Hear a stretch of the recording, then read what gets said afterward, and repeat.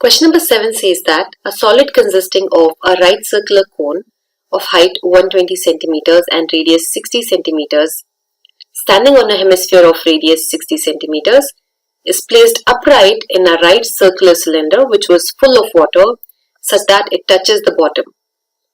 We have to find the volume of the water left in the cylinder if the radius of the cylinder is 60 centimeters and its height is 180 centimeters. So let's draw the figure first, and this is how the figure looks like. We have a cylinder in which we have a hemisphere which is surmounted by a cone. The radius of the hemisphere, cylinder and the cone is same, that is 60 centimeters. So for all we can write that R equals 60 centimeters. The height of the cone is 120 centimeters. So we can write that h, small h equals 120 centimeters.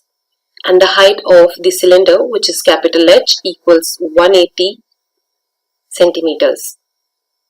Now from the figure we can clearly see that once we have got the solid, which is a combination of a hemisphere and a cone, into the cylinder, this is the space which is left for water. So now what we can say is the volume of cylinder will be equal to the volume of solid, which is the sum of hemisphere and the cone's volume, plus the volume of water left. So from this we can actually write that the volume of water which is left will be equal to the volume of cylinder minus the volume of solid. So let's substitute the formulas here.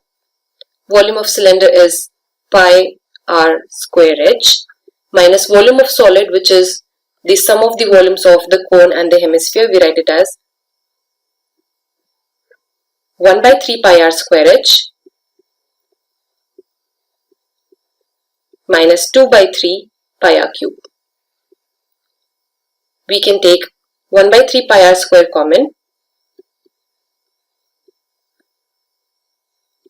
because the radius for all three of them is same as we had discussed initially. So actually here in place of r square we can write it as small r square. So we are left with 3h minus h minus 2r inside the brackets. Now let's substitute the values. We get that as 1 by 3 times 22 by 7 times 60 times 60. Inside the brackets we have 3 times capital H, that is 3 times 180, which will be 540, minus small h, which is 120, minus 2r, that is 2 times 60, so 120. So this on further calculation gives us the answer as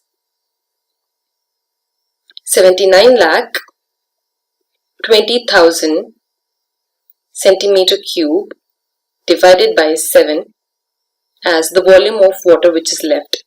Now if we try to convert it into meter cube, the answer that we will get is 1.131 meter cube.